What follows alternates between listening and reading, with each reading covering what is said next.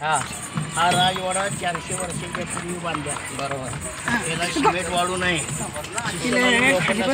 हा दगड चिकटला. अच्छा.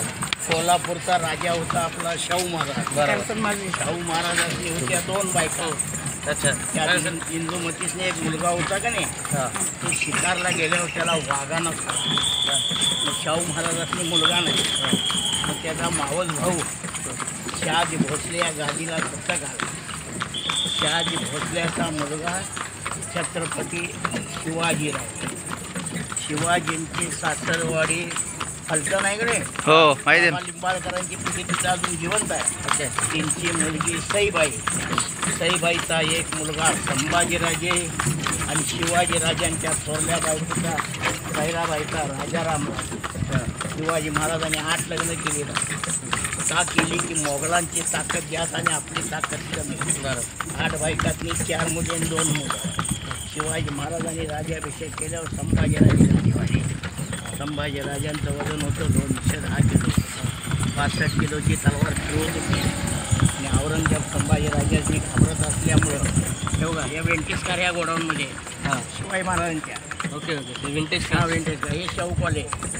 मग शिवाजी महाराजांनी संभाजीराजे गाडीवर आल्यानंतर संभाजीराजांचं वजन होतं 210 किलो. संभाजीराजांचं 65 किलोची तलवार फिरवत होते.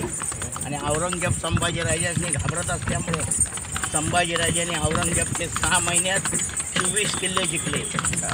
प्रत्येक किल्ल्यावर 4-5 हजार फौज ठेवल्यावर ते गलोजी शंकर होतं का नाही, शिवाजी महाराजांचा जावाई, तो एक जागतं वतन मागत होता.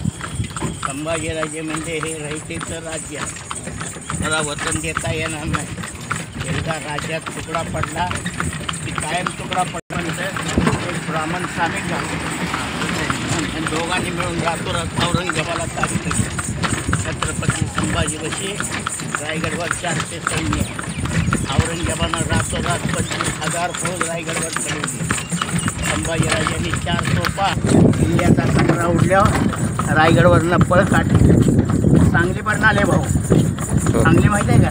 हां सांगली पाटला केले इथे एक टोप संभापुरात युद्ध झालं. संभापुरात घोडा पडला आणि गिरे टोप रत्नागिरीच्या बाजूला संगमेश्वरला गेले.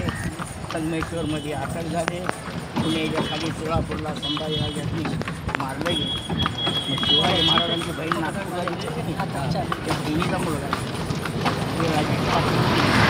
मराठ्यांना मराठ्याचा आता दुसऱ्या वेळेला नाही